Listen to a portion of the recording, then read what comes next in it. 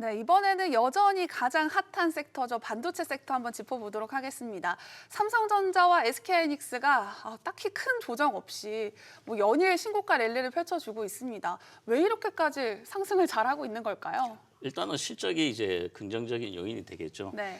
블룸버그 통신은 이제 메모리 반도체 부족 사태가 어떻게 보면 삼성전자와 SK 하이닉스의 주가를 끌어올리면서 코스피 세계 최고 실적을 기록하는 주식시장이 됐다라고 좀 평가를 하고 있는데요. 삼성전자와 SK 하이닉스의 상승세는 당분간 좀 지속될 전망입니다. 핵심 동력은 이제 AI 수요 폭증과 메모리 가격 상승 그리고 HBM4 시장의 주도권 선점으로 인한 실적 성장세로 보시면 됩니다. AI 서버 수요 폭발로 늘어나면서 고부가 메모리, 특히 HBM이 대박을 치고 있기 때문인데 삼성전자가 이제 구정 연휴 전에 HBM4 양산을 좀 발표했고요. SK 하이닉스 역시 본격적인 H4 양산에 돌입하면서 두 회사가 HBM4 시장을 많게는 이제 90% 전후까지 차지할 전망으로 분석되고 있기 때문입니다.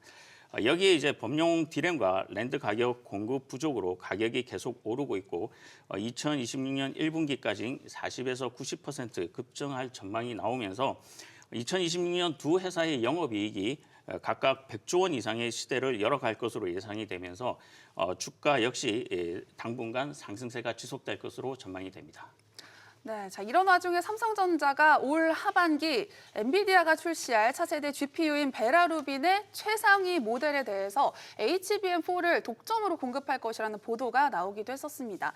자, 기술력을 인정받았다라는 평가가 있는 한편 사실 하이엔드 모델에 대한 수요가 그렇게 크지 않기 때문에 수익성이 많지는 않을 것이다 하는 전망도 있습니다. 어떻게 좀 봐야 될까요? 네, 확실히 그 최근에 나온 뉴스를 살펴보시면은 엔비디아 차세대 AI GPU 플랫폼 베라루빈에서 최상위 모델이죠. 그러니까 쉽게 말해서 초고대 데이터 센터용 울트라 하이엔드 구간에 삼성의 이제 HBM4가 사실상 독점에 가깝게 들어갈 가능성이 크다는 보도가 나왔습니다. 네. 그래서 이게 왜 의미가 있냐? 그러니까 그동안 삼성전자가 HBM을 볼 때 항상 그 붙던 말이 있었죠. 그러니까 기술력은 있는데 신뢰도에 대한 검증이 아직 덜 끝났다. 그래서 이런 부분이 있었는데 그런데 이제 엔비디아의 어떤 최상위 모델에 채택이 됐다는 것은 성능과 전력, 공급 안정성까지 검증에 통과했다라는 그런 의미로 해석하실 수가 있겠습니다. 그래서 즉 단순히 어떤 납품 뉴스가 아니라 신뢰 회복의 이벤트다라고 보시면 되겠고 다만 여기서 중요한 균형 잡힌 해석이 조금 필요한데 최상위 GPU에 대한 가격은 가장 비싸지만은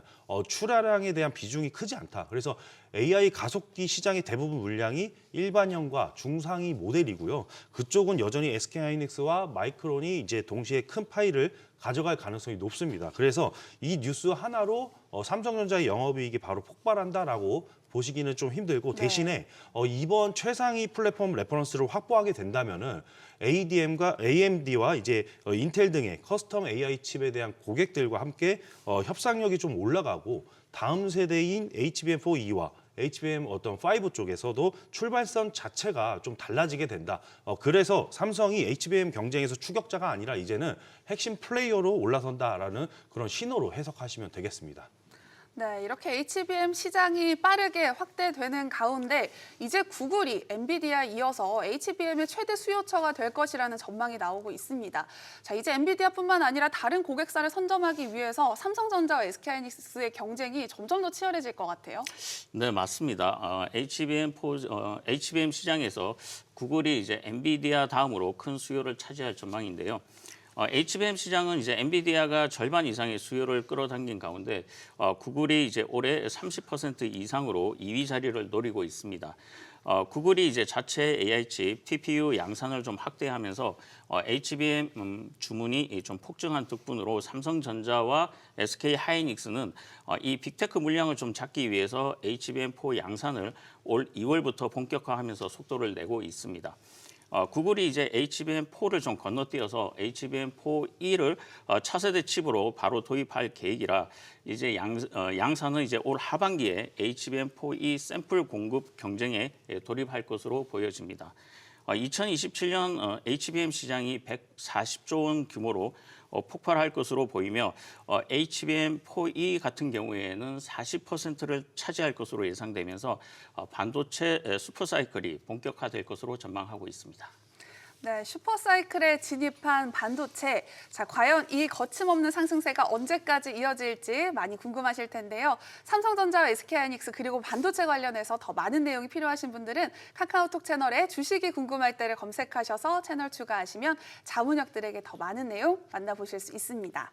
자, 지난 몇 년간 글로벌 AI 투자 붐의 가장 최대 수혜 기업은 아무래도 엔비디아이지 않을까 싶습니다. 자, 그런데 구글이나 아마존 등 빅테크 기업들이 이제는 엔비디아의 칩을 사용하는 게 아니라 자체 칩을 개발을 하고 있습니다. 그러다 보니까 엔비디아의 영향력이 좀 낮아지지 않을까 우려가 꾸준히 나오고 있는 상황이죠. 네, 물론 이제 좀 엔비디아의 그 영향력은 좀 약해지지는 않을 것으로 좀 판단이 되는데요. 네. 엔비디아의 AI 칩 의존도는 이제 크게 좀 줄지 않고 영향력도 여전히 강력할 것으로 좀 보여집니다. 고객사들의 자체 칩 개발에도 불구하고 엔비디아의 시장 지배율이 지속될 것으로 보이는데요. 여기에는 이제 고객사들이 비용 절감을 좀 노리면서 경쟁력을 키우고 있지만 이 칩들은 주로 추론에 좀 특화화된 반면에 엔비디아의 GPU는 훈련과 다양한 작업에서 압도적인 성능을 보여주고 있기 때문입니다.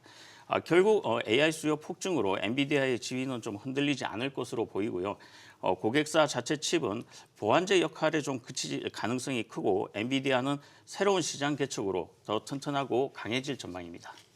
네, 자 이런 가운데 엔비디아의 CEO인 젠슨 왕이 오는 3월에 열리는 GTC 2026에서 세상을 놀라게 할 칩을 공개할 것이다라고 예고를 했습니다. 이 자리에 삼성전자와 SK하이닉스도 같이 오를 것으로 보이는데요. 앞으로 HBM4에 대한 경쟁이 어떻게 흘러갈지 참 궁금합니다. 네, 이번에 GTC 2026 이야기죠. 네. 그러니까 많이들 엔비디아가 완전히 어떤 새로운 칩을 내놓는다라고 이야기를 한 것은 베라루빈의 아키텍처를 중심으로 한 차세대 AI 플랫폼 전체 공개 가능성이 가장 큽니다. 그래서 차세대 이제 GPU인 루빈에서 HBM4에 대한 메모리 그리고 초고속 연결 기술 그리고 데이터 센터 네트워크용 차세대 NIC까지 묶인 일종의 이 AI 그 슈퍼컴퓨팅 풀스택이라고 이해를 하시면 되겠고요. 그래서 이제는 GPU만 파는 게 아니라 이제 데이터 센터 자체 설계를 제시하는 단계라고 이렇게 올라가는 그런 과정인 거죠. 그래서 HBM4에 대한 경쟁이다라고 한다면은 사실 SK하이닉스가 당연히 먼저 떠오르고 전체 분량의 즉 볼륨 1위에 대한 어떤 지속 유지 가능성이 가장 높겠고 그다음에 삼성전자가 이번에 루빈의 최상위 울트라급 모델에 선제 공급을 하면서 하이엔드 구간을 차지하는 과정도 좀 중요하다. 그래서 앞으로의 경쟁은 누가 더 많이 파느냐보다는 사실 이제 같이 보셔야 될 게 누가 더 비싼 구간, ASP에 대한 그런 마진을 누가 더 많이 가져가느냐까지도 같이 살펴보셔야 된다라고 말씀을 드립니다. 그래서 이번에 GTC는 이제 어느 한쪽의 어떤 완승보다는 역시나 둘 다 핵심 공급사로서 역할을 할 것이다. 그래서 두 기업 모두에게 중장기 모멘텀이 되는 그런 이벤트라고 저는 생각하고 있습니다. 네, 자, 한국의 반도체 그저 대단하다라는 생각밖에 들지 않는데요. 이런 와중에 테슬라 CEO인 일론 머스크가 한국의 반도체 인재를 영입하고 싶다라고 SNS에 공개적으로 러브콜을 보냈습니다. 자, 우리나라의 기술력 그리고 우리나라의 인재가 인정을 받은 것 같다라는 생각도 들지만 좀 인력이 유출되는 거 아니냐 하는 걱정도 있어요. 어떻게 봐야 될까요? 네, 분명히 좀 걱정되는 부분도 분명히 있는데요. 네. 머스크 같은 경우에 이제 한국 반도체 인재들을 향해서 이제 노골적으로 러브콜을 좀 보냈는데요. 한국에서 반도체 설계, 제조 또는 AI 소프트웨어 분야에 종사하고 싶다면 테슬라에 합류하라라고 적었습니다. 이거는 공개적으로 이제 러브콜을 보낸 것이겠죠. 네. 예. 특정 국가를 좀 찝어서 채용을 독려한 건 이제 머스크로서도 이제 극히 좀 드문 행보로 이는 국내 기업에서는 좀 우려스러운 일이 될 수 있습니다. 한국 반도체 업계의 실력을 좀 인정한다는 긍정적인 신호이기도 하지만은 국내 기업들은 이제 보상과 환경 개선으로 인재 방어를 좀 강화해야 되는 부분도 분명히 발생할 수가 있기 때문인데요. 글로벌 빅테크들이 이미 높은 연봉과 스톡 옵션으로 한국 인재를 좀 노리고 있는 것은 사실입니다. 특히 이제 메모리 강국 한국에 숙련된 엔지니어들이 해외로 좀 빠져나간다 그러면은 기술 경쟁이 좀 약화될 위험에 노출될 수 있기 때문이고요. 하지만 좀 긍정적으로 보면 이런 경쟁이 국내 기업들의 처우 개선으로 좀 이어지지 않을까 하는 부분도 분명히 있습니다. 네. 특히 이제 SK 하이닉스 같은 경우에는 성과급을 좀 확대하고요. 삼성전자도 인재 유지를 위한 전략을 세우고 있는데 결국 한국 반도체 산업의 매력을 높이는 계기가 될 수 있을 것으로 판단하고 있습니다. 네, 자 이렇게 국내 기업들이 HBM 시장에서 경쟁을 하고 있는 동안 자, 중국 업체들이 D램 시장에 뛰어들기 시작했습니다. 저가 공세를 펼치면서 경쟁력이 빠르게 강화되고 있는 상황인데요. 국내 기업들 좀 위기 의식을 느껴야 할까요? 네, 최근에 이제 중국 메모리 업체 CXMT에 대한 뉴스 때문에 네. 아무래도 이제 그 삼성전자와 하이닉스가 위기가 아니냐 뭐 이런 이야기가 있습니다. 결론부터 말씀드리자면은 사실 위기 의식은 필요하지만은 판이 뒤집히는 수준은 아니다라고 말씀을 드립니다. 지금 상황을 보시면은 D램 가격은 역사적인 이제 고점이고 그다음에 HBM으로 웨이퍼가 몰리면서 PC와 모바일 그리고 모바일용 메모리 공급이 줄었고 그다음에 그 틈으로 중국의 CXMT에 대한 저가 DDR4라든지 LPDDR4 쪽에서 절반 가격 수준으로 공급을 하면서 점유율을 5에서 8% 쪽으로 이제 끌어올리고 있습니다. 그래서 HP와 델 같은 PC 업체들이 중국 메모리를 좀 테스트하고 있는 것은 사실인데 다만 이거는 이제 실제 채택을 완전히 한다라고 보다는 가격 협상용 카드와 이제 비상 대책 공급원에 대한 어떤 확보 성격으로 해석하시는 게 좋습니다. 왜냐하면 메모리는 이제 단순 부품이 아니라 신뢰성과 장기 공급 그리고 발열과 전력 설계까지 묶이는 핵심 부품이라서 검증 없이 바로 바꾸기는 어렵습니다. 특히 서버용 이 DDR5나 HBM 같은 이제 하이엔드 영역에서는 아직도 역시나 한국 두 개의 기업, 삼성전자와 SK하이닉스가 압도적이죠. 네. 결국 리스크는 지금 실적이 무너진다 쪽보다는 다른 데 있다. 그러니까 이게 뭐냐면 중국 범용 D램에서 점유율을 늘리게 된다면은 삼성과 이제 하이닉스 쪽에서는 저가 마진 라인이 좀 줄고 앞으로는 HBM과 서버 DDR5 차량용 같은 이 고부가 메모리 쪽의 비중을 더 빨리 높여야 되는 구조는 맞습니다. 그래서 단기적으로 변동을 키우는 뉴스는 맞는데 2026년 올해 이제 실적을 흔들 이벤트는 아니고 중장기적으로 한국 메모리가 더 빠르게 AI 서버 중심으로 해가지고 체질 전환을 해야 된다라는 그런 신호에 가깝다라고 해석하시면 되겠습니다. 네, 그래도 이렇게 중국의 저가 공세가 계속해서 심해지기 때문에 한국 기업들 앞으로 사업 포트폴리오를 어떻게 짜야 할지 고민이 많을 것 같은데요. 자, 이미 수익성이 좋은 HBM 시장에 집중을 하는 게 좋을지 아니면 D램 시장도 같이 가져가는 게 좋을지 궁금합니다. 어떻게 될까요? 결론을 좀 먼저 말씀을 드리면 핵심은 좀 하나인 것 같은데요. 삼성전자와 SK하이닉스 둘 다 앞으로 이제 메모리 전략의 방향은 좀 같습니다. HBM과 고부가 D램 중심으로 좀 가고요. 범용 D램을 의도적으로 좀 타이트하게 가져간다. 이게 지금 메모리 산업의 큰 흐름으로 보시면 될 것 같습니다. 다만 이제 방식이 서로 조금씩 다릅니다. 먼저 SK하이닉스는 이제 거의 전공법으로 HBM 비중을 좀 과감하게 좀 키우고 여기에서 이제 서버용 DDR5를 등을 이제 두 번째 축으로 좀 가져가는 구조이고요. 이미 2026년 HBM 물량은 사실상 이제 매진 상태이고요. 신규 팹도 HBM 위주로 좀 설계가 되고 있습니다. 즉 모바일과 PC용 D램은 좀 줄이고 HBM과 서버 DDR5 중심으로 AI 인프라 메모리 회사로 체질을 좀 바꾸려는 전략으로 보시면 되고요. 반면에 삼성전자는 조금 다릅니다. HBM4에서 확실한 배팅을 하는 것은 맞지만 HBM 하나에 올인하지 않고 그래픽용 GDDR 그리고 고용량 DDR5 커스텀 메모리까지 묶어서 프리미엄 D램 전반을 가져가는 포트폴리오 전략을 가져간다고 보시면 좋을 것 같습니다. 즉 HBM 추격과 고부가 범용 메모리까지 같이 가져가면서 수익화 균형 전략으로 보시면 되는데 결국 돈 되는 거는 가지고 가고 돈이 안 되는 거는 좀 줄여간다. 네. 이렇게 보시면 좋을 것 같습니다. 두 회사의 어떤 공통점으로 보면 모두 저가 DDR4나 보급형 메모리 모바일 메모리 같은 범용 D램 증설은 좀 크게 하지 않고요. 앞으로 이제 전개될 D램 공급은 크게 좀 느리지 않으면서 HBM과 서버용 메모리는 계속 부족한 구조로 좀 이어질 가능성이 높기 때문에 어쨌든 가격 조정을 좀 해가는 이러한 전략으로 보시면 좋을 것 같습니다.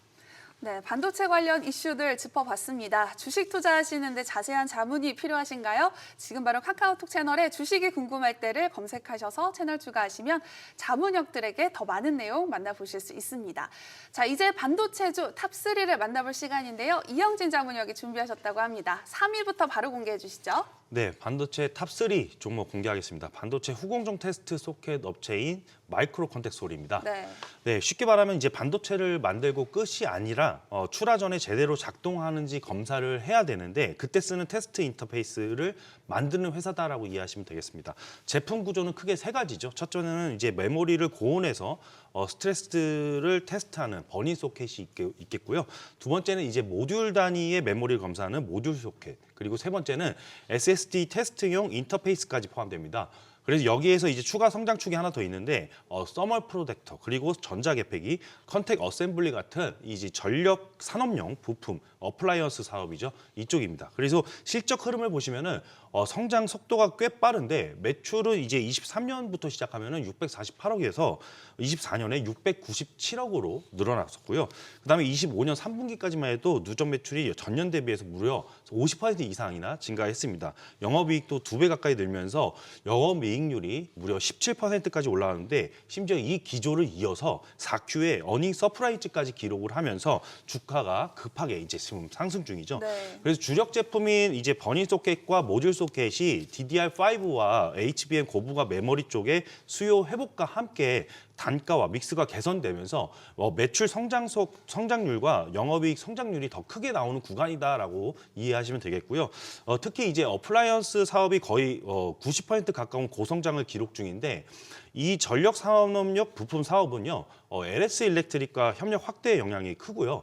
전력 인프라 투자 산업 자동화와 전기차 수요 증가와 연결되는 구조이기 때문에 단순 반도체 사이클만 타는 회사가 아니라는 점이 또 투자 포인트입니다. 그래서 앞으로의 영업이익이 또 2배 가까운 성장은 계속될 전망이다. 그래서 이제 반도체 테스트 소켓으로 기본 실적을 만들고요. 전력 인프라 부품 사업이 추가 성장축을 붙이면서 두 사이클을 동시에 타는 구조로 성장 중인 기업이다라고 이해하시면 되겠습니다. 네, 3위는 마이크로 컨텍솔이었습니다. 2위는 어떤 기업일지 궁금한데요. 탑2 바로 공개해 주시죠. 네, 탑2 기업은 VM입니다. 네, VM도 마찬가지입니다. 4분기에 대한 어떤 어닝 서프라이즈를 기록을 했던 과정이 동일합니다.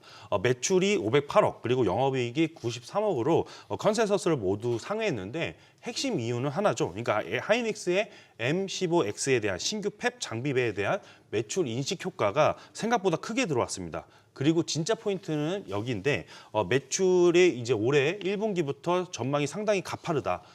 매출이 그러니까 703억이고 그다음에 영업이익이 242억이 예상인데 고객사의 그 메모리 쪽 일시 나노에 대한 공정 전환과 M15X에 대한 어떤 증설 투자에 대한 그 효과가 동시에 반영되면서 사실상 실적 레벨이 한 단계 올라가는 그런 과정이다라고 이해하시면 되겠습니다. 그래서 올해 연간에 대한 전망도 크게 상향되는 과정이죠. 26년의 매출이 2,600억 그리고 영업이익이 728억 수준으로 전년 대비해서 영업이익이 거의 2배에 가깝다라고 이해를 하시면 됩니다. 그래서 여기에서 중요한 건 단순 일회성에 대한 수주가 아니라는 점까지 확인을 하실 필요가 있죠. 제가 오늘 오는 길에도 크게 수주 공시가 나온 것들을 확인할 수가 있었는데 여기서 더해서 용인의 신규 팹과 공정 전환의 투자 그리고 시각 장비 점유율 확대까지 이어지면서 2027년까지도 성장 지속 가능성이 열려 있는 기업이다라고 이해하시면 됩니다. 그래서 VM은 단기 실적 반등이 아니라 메모리 증설 사이클과 미세 공정 전환 사이클에 대한